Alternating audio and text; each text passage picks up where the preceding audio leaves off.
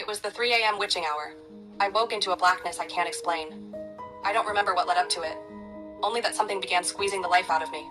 This wasn't a dream or a sleep paralysis episode. I was in my bed, awake, fighting and losing. The force in that void was cruel and malevolent. It overpowered me in a way that felt like an attack on my very existence. I truly believed that if it won, I would fade into nothing. Panic rose into prayer before I even realized I was saying words I'd never used.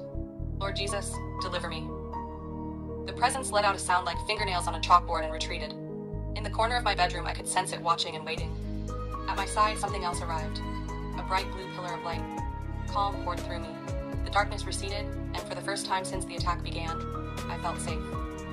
I called out Jesus because I needed help in that moment. It wasn't a careful theological choice. I'd been raised a devout Mormon, very oriented to the modern prophet and to the rituals of my faith. The idea of crying out to a personal Jesus wasn't something I'd practiced.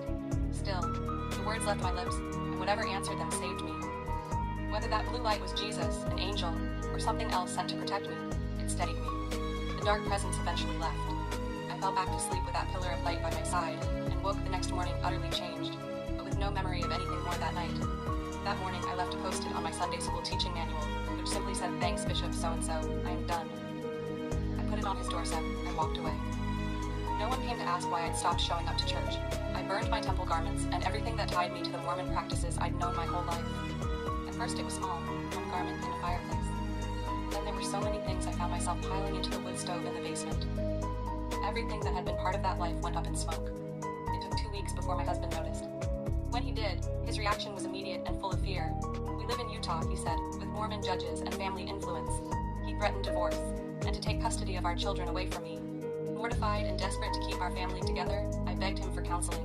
He agreed, but only with an LDS therapist. What happened next surprised me. The therapist, after hearing why we were there, sent me home telling me he would drive my husband home when they were done. 5 hours later, when he brought my husband home, he followed him into our house. My husband made a startling announcement. He would be taking steps to formally leave the Mormon religion so his family wouldn't blame me for our leaving. The therapist explained he was a covert operator of sorts who helps church members to deprogram from the cult-like structures. That was the first time anyone had called the church a cult to my face, and I learned, standing in my living room, that support existed outside what I'd been given to believe. That day marked my exodus. Not a single dramatic lightning bolt, but a steady, irrevocable turning away from everything I had ever known and into something I could not at first name. I never looked back. Looking at it now, years later, I wonder about the how as much as the what and why.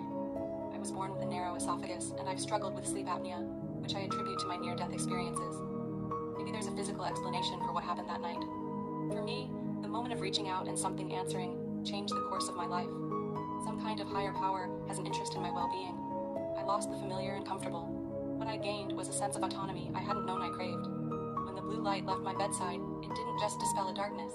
It opened a door I would walk through. I found help I never imagined, left behind rituals that no longer fit, and learned that faith, real faith for me, could be something deeply personal rather than institutional.